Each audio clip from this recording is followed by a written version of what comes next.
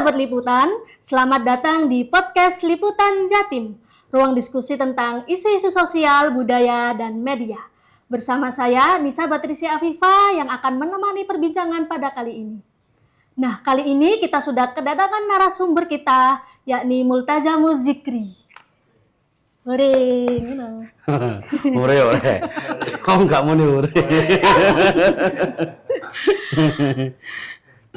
Oke Mas, gimana kabarnya hari ini? Alhamdulillah baik, luar biasa. Ini bisa dipanggil Mas, Pak, Cak, atau Om nih? Panggil Dek aja. Waduh, Dek Azam gitu. Dek Azam. Biar kita muda terus kan, harus dipanggil oke. Adek ini Pak. Mas Azam aja.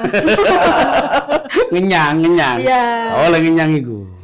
Mas Azam ini kalau tidak salah dulu pernah mondok ya? Itu mondok di mana Mas?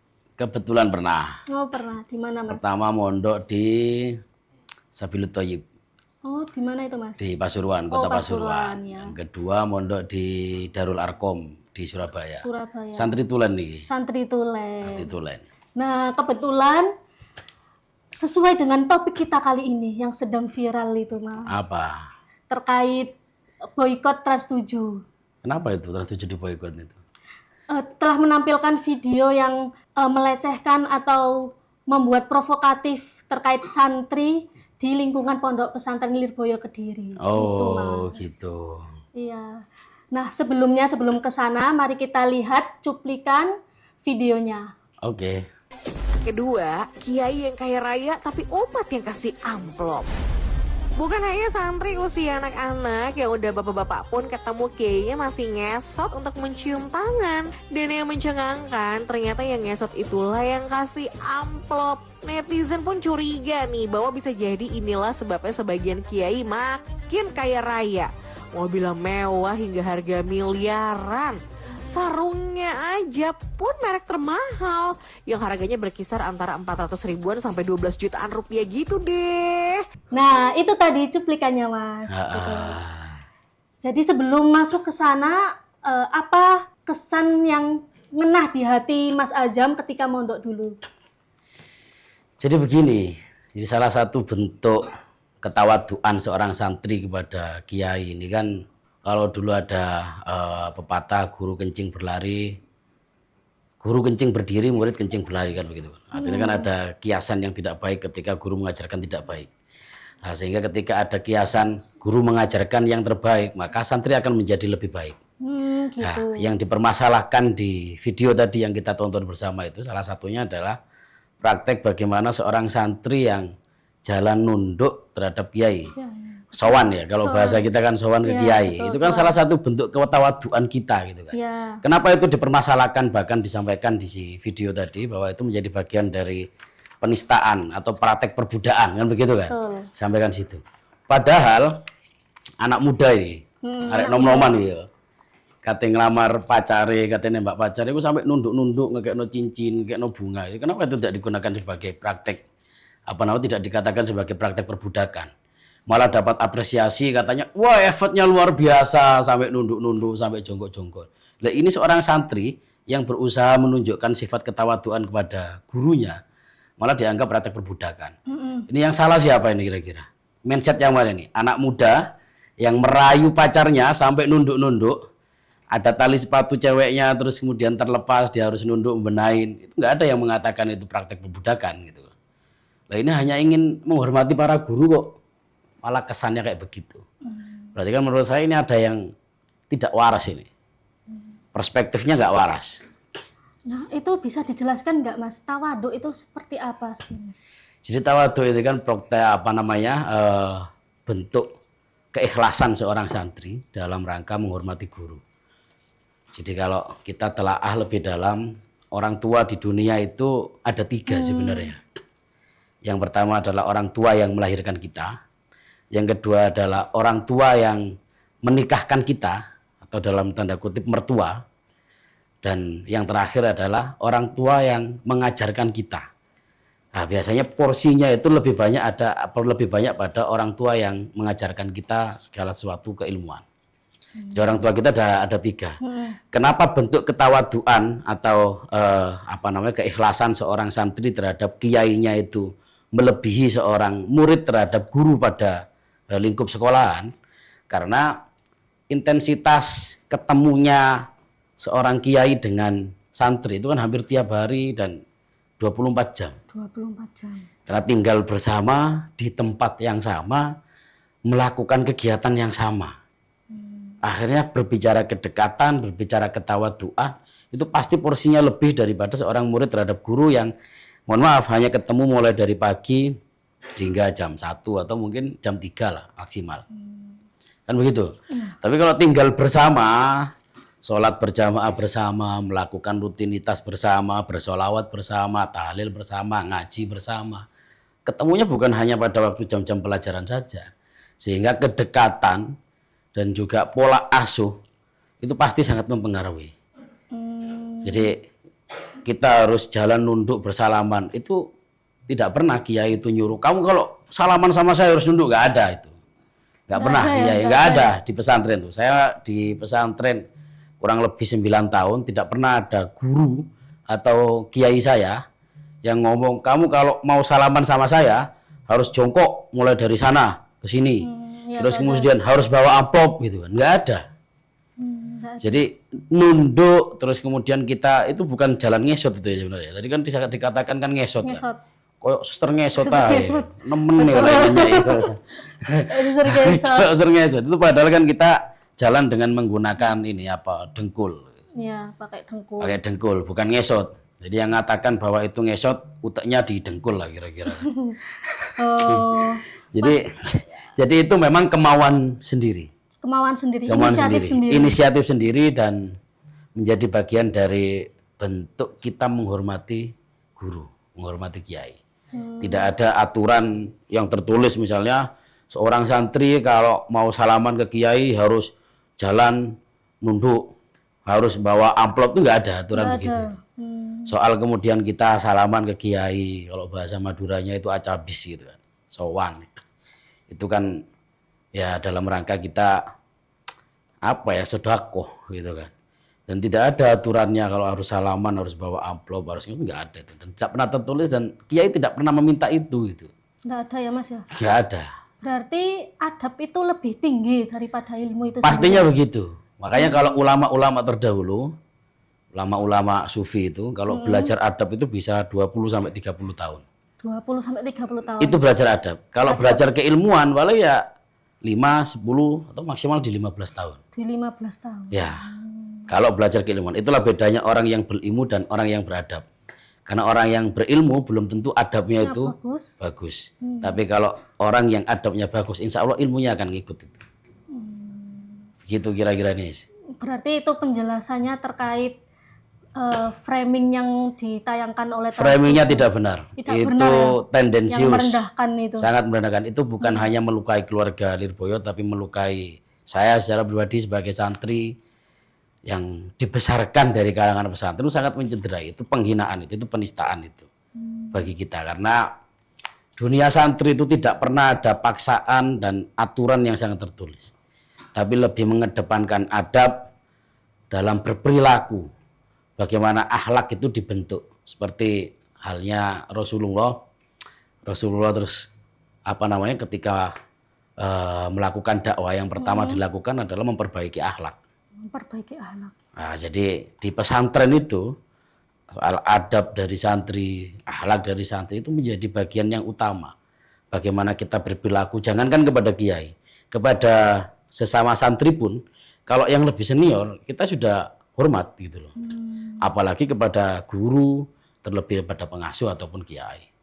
Pasti perlakuannya beda, karena itu bentuk penghormatan. Bentuk penghormatan. Ya. Nah, kira-kira bentuk penghormatan itu diajarkan waktu apa? Kalau waktu LBB diajarkan hormat gerak gitu. Itu dihormat, diajarkan.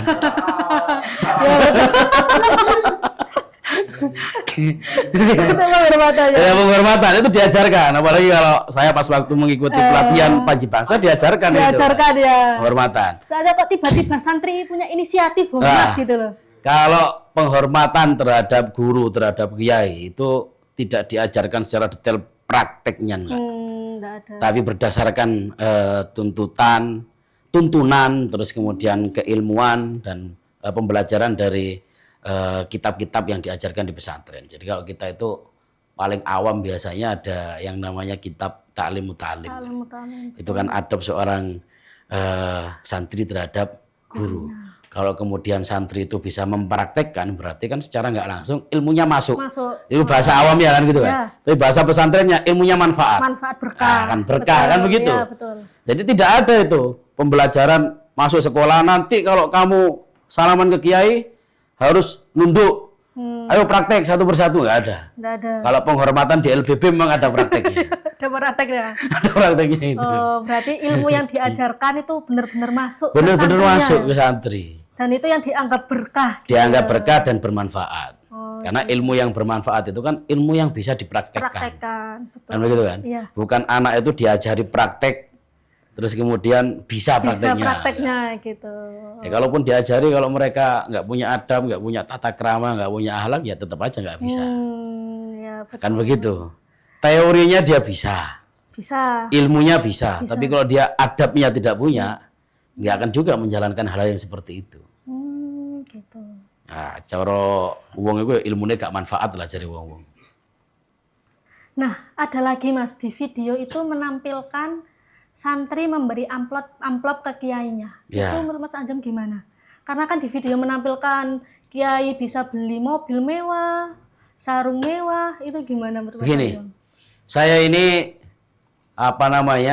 jangankan memberi amplop, bahkan santri-santri yang fanatik terus kemudian santri yang sukses, amplop itu hal remeh bahkan. Remeh. Saya nggak yakin juga kalau mobil itu yang beli kiai. Kiai. Bahkan itu bisa jadi hadiah dari salah satu santri yang sudah sukses, yang jadi pengusaha. Karena saya kayak misalnya di pesantren ada salah satu alumni yang sukses di Jakarta, kemudian kita ketemu, Dek kalau mau ke pesantren saya nitip. Itu tanpa diminta pun itu ada kesadaran gitu loh. Ada kesadaran karena kalau bahasa santrinya itu ngalap barokah. Ngalap barokah. Kenapa kita berikan amplop begitu? Harapannya kan kalau di pesantren itu amplop itu tidak sepenuhnya terus kemudian dikumpulkan untuk beli mobil, untuk beli sepeda motor. Karena biasanya kiai-kiai itu ketika mendapatkan amplop dari santri, dari wali santri, dari alumni itu dikumpulkan, kemudian dibuat untuk membangun musola, digunakan untuk membangun pesantren, digunakan untuk membangun masjid. Sehingga harapan kita itu menitipkan uang sodako di situ agar bisa lebih bermanfaat kepada hal-hal yang lebih banyak.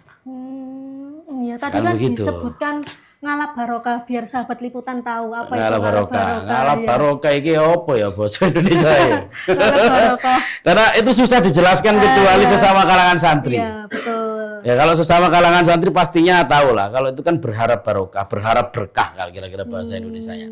Kalau kita terkadang mau beramal ke masjid hanya 50.000 kadang kan sungkan gitu kan. Ataupun delik-delikan, tapi 50.000 itu dipikir-pikir bisa jadi apa kan kadang begitu. Nah, tapi tergantung juga. Tapi kalau kalangan pesantren biasanya selain kita beramal di masjid, beramal di musola-musola, biasanya juga beramal ke pesantren, kembali ke pesantren. Gitu. Ya, jadi ke salaman ke kiai, sowan ke kiai, satu harapannya ya mengharap berkah dari kiai Mengharap itu. berkah, ya. Karena begitu kita salaman begini, kiai selalu berucap doa. Begitu. Ya kan? Jadi kita salaman gitu kan, seret, wolak-walik biasa ya, wolak-walik kan. Itu kiai selalu berdoa itu di kesempatan itu ya berdoa. Entah apa yang pasti berdoa itu kiai. Dan saya tidak yakin kalau uang-uang yang dari santri, dari alumni, dari wali santri yang berupa amplop diberikan kepada yai terus dikumpulkan beli mobil, saya nggak yakin. Iya. Soalnya biasanya kan di pondok itu sangat hati-hati. dengan Sangat berhati-hati. Uang itu dibuat apa? Karena biasanya pengalaman saya cerita dari Khodam. Tahu Khodam ya? Oh, apa itu khodam? Khodam itu bukannya di TikTok yang Khodamnya bukan gitu.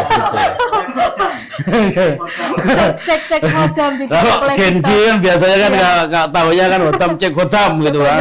Khodam macan putih. Harus sawer dulu baru apa gitu kan. Kalau di kalangan pesantren Khodam itu penderek kiai. Kalau bahasa gaulnya ajudannya kiai lah. Ajudannya kiai. Ya kan, ADC gitu kan. Tapi di pesantren tidak mengenal istilah ajudan, tapi namanya Khodam. Khodam. Tapi beliau biasanya Khodam ini melayani kiai. Jadi kiai misalnya mau ke mana naik sepeda motor, biasanya khodam yang nyetiri gitu kan. Terus ada kebutuhan apa, tukang laden lah. Kan ajudan kan begitu. Mengabdi. Mengabdi. Ya, Cuma betul, bedanya antara ajudan dengan khodam, kalau ajudan itu ada gajinya. Ada gajinya. Kalau khodam nggak ada gajinya. Gitu. Itu dilakukan dengan ikhlas. Dilakukan dengan ikhlas dan ini bukan praktek perbudakan. Bahkan kalau kita masuk ke kalangan santri yang pingin jadi khodam itu sampai ngantri. Sampai ngantri. Santri-santri itu malah kepingin untuk jadi khodam. Hanya ingin melayani kiai itu sampai ngantri. Padahal tidak ada gajinya.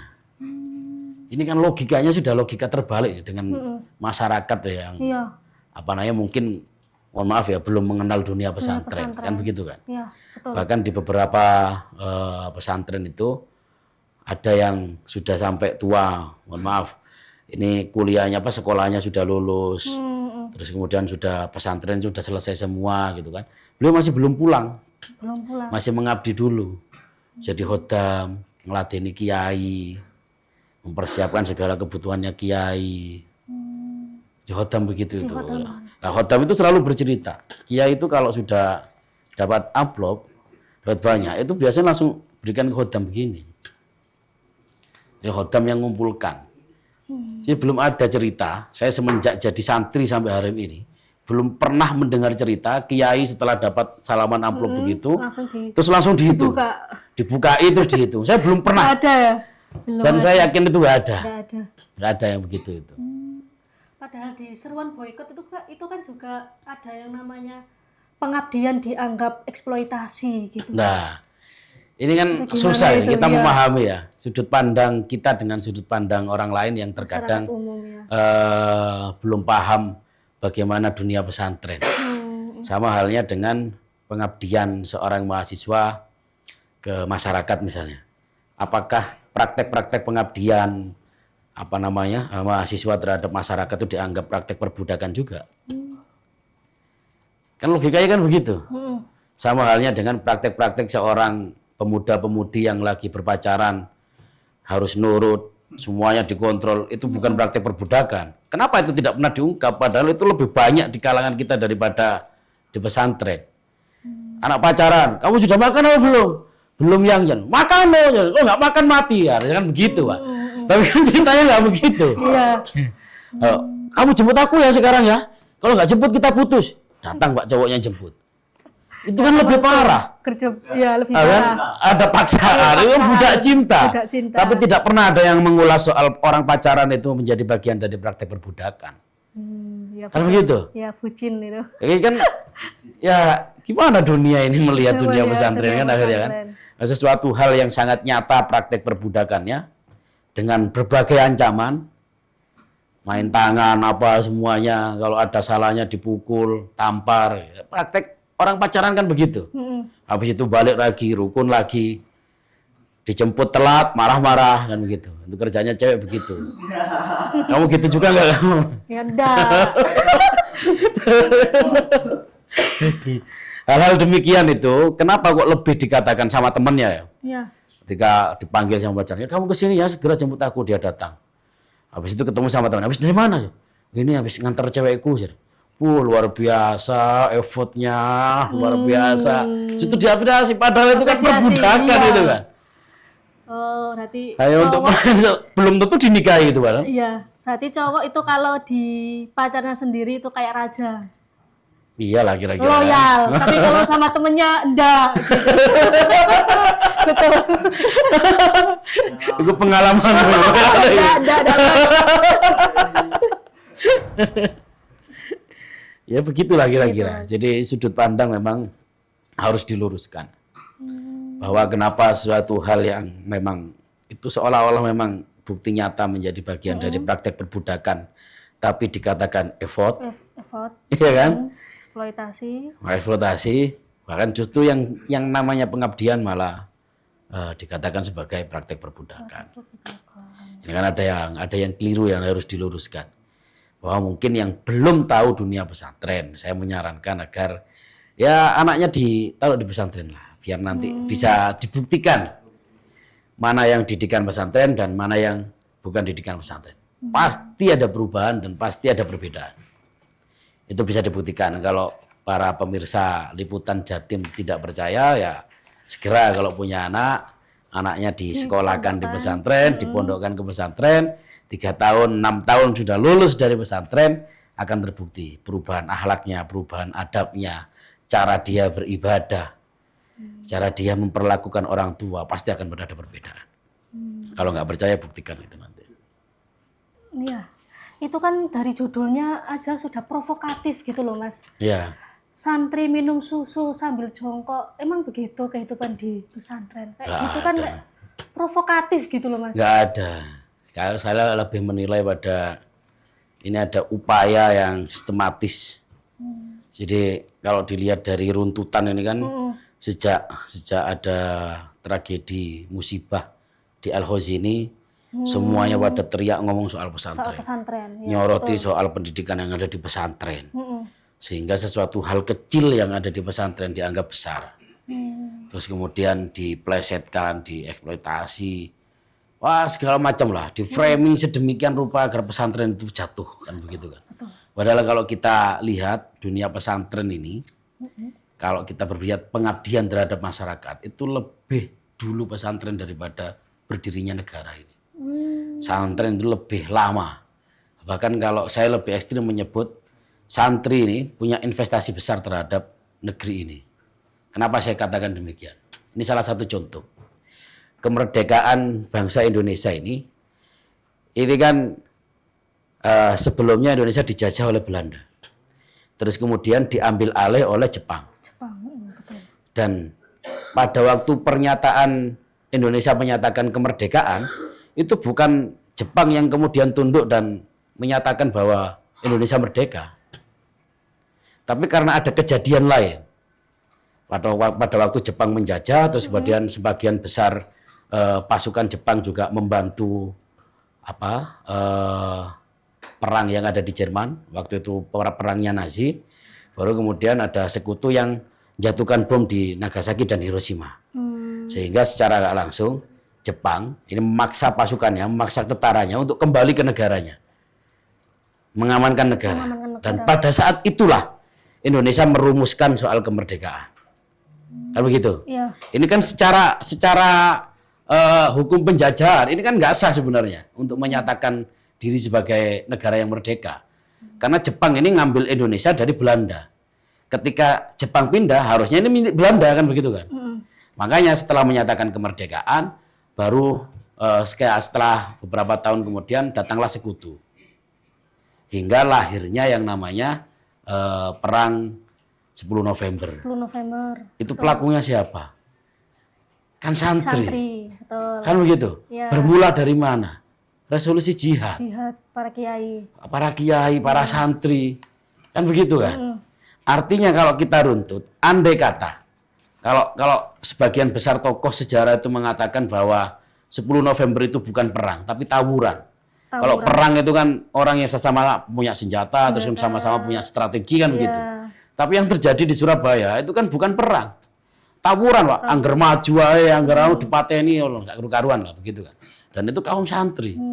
Andai kata tidak ada resolusi jihad, tidak ada peristiwa 10 November, santri tidak berperang di situ. Siapa yang menjamin bahwa Indonesia masih merdeka? Kan sama-sama nggak tahu. Tentara sudah nggak ada, ini nggak ada. Yang turun itu murni santri dan sejarah mencatat itu. Sampai ada hari santri. Sampai ada hari santri. Ini kan berarti kan negara sudah mengakui bahwa santri punya investasi atas negeri ini. Iya. Nah sekarang tiba-tiba santri di framing A, B, C, D, ada eksploitasi di pesantren, ada praktek perbudakan di pesantren, ini kan nggak benar. Dan siapa yang memframing begini? Orang yang tidak tahu dunia pesantren malah seolah-olah tahu banyak tentang dunia pesantren. Kan nggak adil ngomong begitu itu. Bukan faknya mau ngomong itu. Itu kan sama halnya dengan insinyur disuruh praktek di meja operasi kedokteran. Kan nggak masuk. Itu yang ada nanti jantungnya dicor kan begitu, Pak. Kalau itu benar-benar terjadi. Lo kan insinyur disuruh bedah operasi. Ini gimana nih setelah dibongkar, wah ini nggak menarik, dicor aja lah biar cepat kan begitu akhirnya. Gitu, ya. Ya sama halnya dengan yang terjadi hari ini. Orang yang benar-benar tidak tahu tentang dunia pesantren, tiba-tiba mengomentari tentang pesantren. Pesantren kayak penghormatan dianggap feudalisme. Itu feudalisme. Kan orang-orang yang nggak paham tentang pesantren. Nah, makanya kalau ingin paham tentang pesantren, jangan dilihat dari luar. Luarnya. Masuklah ke dalam. Nah, Begitu kira-kira. gitu ya. Ya. Nah, Mas Azam ini kan juga seorang legislator.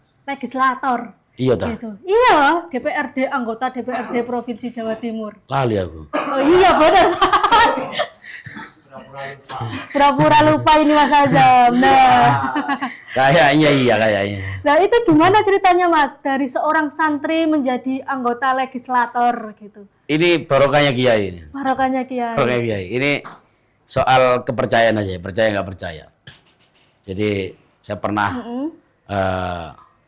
mengalami ada pada masa sulit. Waktu zaman kuliah itu di semester 5 orang tua sudah tidak mampu membiayai kuliah. Sehingga meminta agar nggak usah dilanjutkan lah. Kasihan adik-adikmu, biar kita konsen untuk membiayai adik-adikmu sekolah.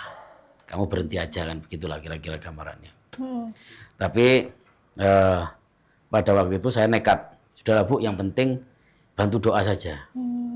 Saya hanya asal ngomong barokahnya kiai-kiai di pondok, insya Allah saya bisa lulus S1. Tapi alhamdulillah bisa lulus. Kenapa kita sampaikan begitu? Karena terkadang kita ini punya sama Tuhan ya. Kita punya Tuhan, punya keyakinan terhadap Tuhan. Tapi terkadang kita agak jauh jaraknya. Lebih dekat guru-guru kita, ya. kan begitu kan? Sehingga kita datang ke kiai, mohon doa kiai, mohon doa agar saya bisa lulus S1 kan begitu kan. Lah ini yang dinamakan barokah. Jadi kiai mendoakan santrinya. Kan begitu. Kita bisa saja sebenarnya berdoa sendiri langsung kepada Tuhan kita gitu. Tapi kan berbicara jarak, kita ini dengan Tuhan ini kok kayaknya merasa sangat jauh gitu, meskipun berusaha mendekatkan begitu. Tapi kalau kiai kan yang setiap hari di pesantren, terus ibadahnya apanya selalu dijaga. Kalau kita kan yang di luar pesantren kan terkadang berusaha terus menjaga meskipun terkadang tertatih-tatih kan begitu, dengan segala situasi dan kondisi. Makanya kita berharap ridho kiai agar kiai mendoakan. Kan begitu.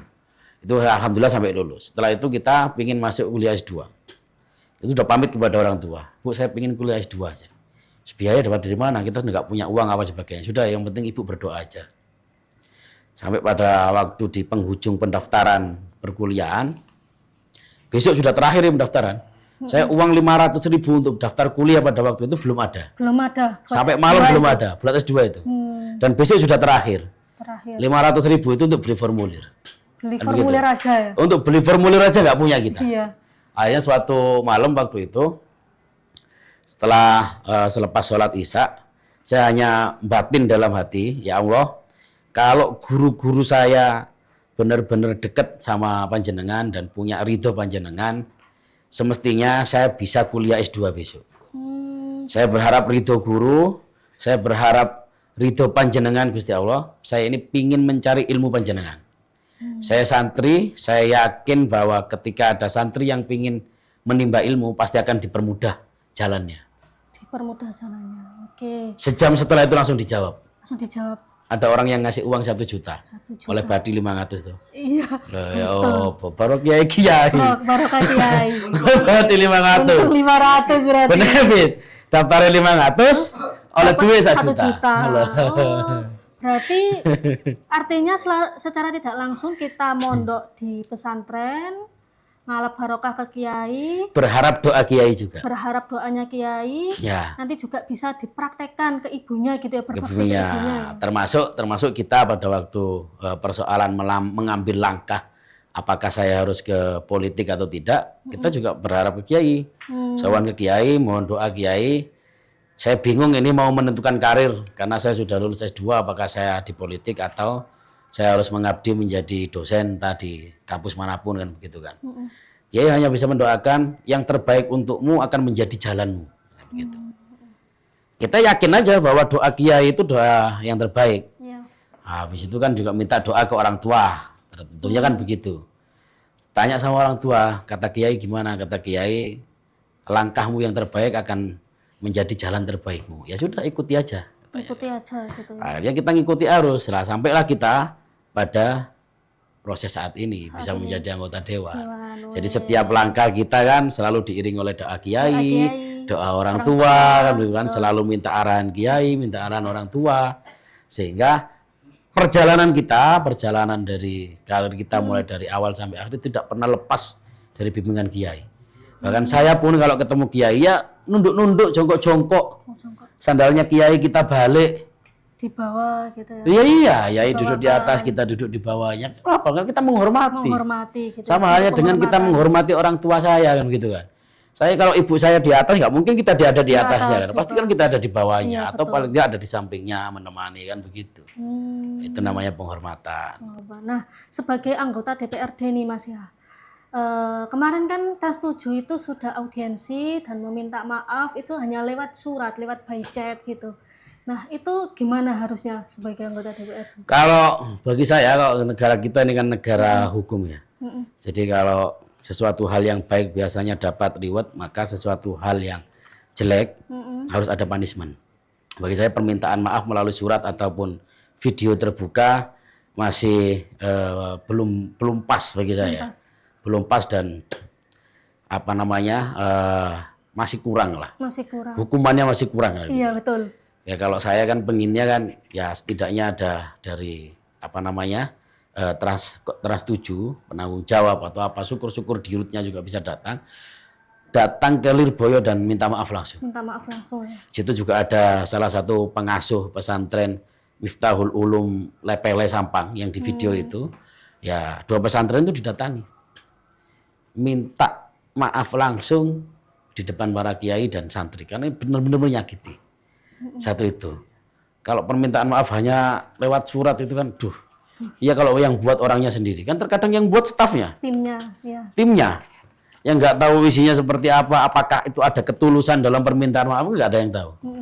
Sekalipun itu ada videonya, ada apanya. Tapi bagi saya masih belum cukup.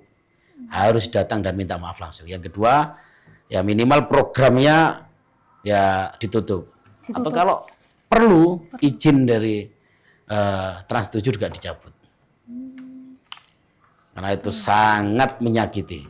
Bukan hanya Lirboyo, bukan hanya Miftahul Ulum Lepele yang di Sampang, tapi itu menyakiti para kiai dan para santri se-Indonesia. Berarti langkah selanjutnya ini apa ya Mas kira-kira yang enak gitu biar yang real gitu loh. Upaya-upaya mediasi sudah dilakukan. Pelaporan terhadap APH sudah banyak dilakukan. Artinya tinggal kita mendampingi. Jadi memberikan pendampingan, memberikan suaka terhadap pihak-pihak tertentu yang melakukan mediasi, yang melakukan pelaporan agar tujuan dan tuntutan itu benar-benar terpenuhi oleh pemerintah dan membahagiakan bagi kalangan santri. Ini kan bukan hanya teguran untuk Trans 7, tapi teguran untuk semua stasiun televisi agar lebih berhati-hati lagi dalam menyeleksi atau mengoreksi konten-konten yang akan disiarkan di stasiun televisinya. Biar ada efek jera bukan hanya untuk Trans 7 tapi untuk seluruh stasiun TV yang ada di Indonesia ini. Oke Mas, ini kan sudah di penghujung acara ini. Ya. Semoga bermanfaat. Amin, tentunya masyarakat paham betul terkait dunia pondok pesantren dan tidak menyalahartikan apa itu penghormatan, pengabdian, dan lainnya. Ya. Apakah ada kesan-pesan untuk para santri sebagai anggota DPRD agar para santri semangat berjuang mondok di pondoknya? Gitu. Para santri, apapun framing yang dilakukan oleh pihak luar yang terlebih tidak tahu soal dunia pesantren, tetap abaikan. Ketawaduan kita, adab kita menjadi bagian yang utama. Terlebih bagaimana kita memperlakukan seorang guru, seorang kiai kita tetap pada posisi awal. Kita harus terus tawaduk, menjaga marwah pesantren, menjaga marwah guru kita semua, menjaga marwah kiai-kiai kita. Tetap tawaduk, jaga akhlak, jaga adab, insya Allah berkah. Amin. Amin, amin. Oke, terima kasih Mas Sama-sama. Adam telah menjadi narasumber di podcast Liputan Jatim. Sama-sama. Semoga yang disampaikan bermanfaat. Amin, amin. Sampai jumpa di episode berikutnya. Wassalamualaikum warahmatullahi wabarakatuh.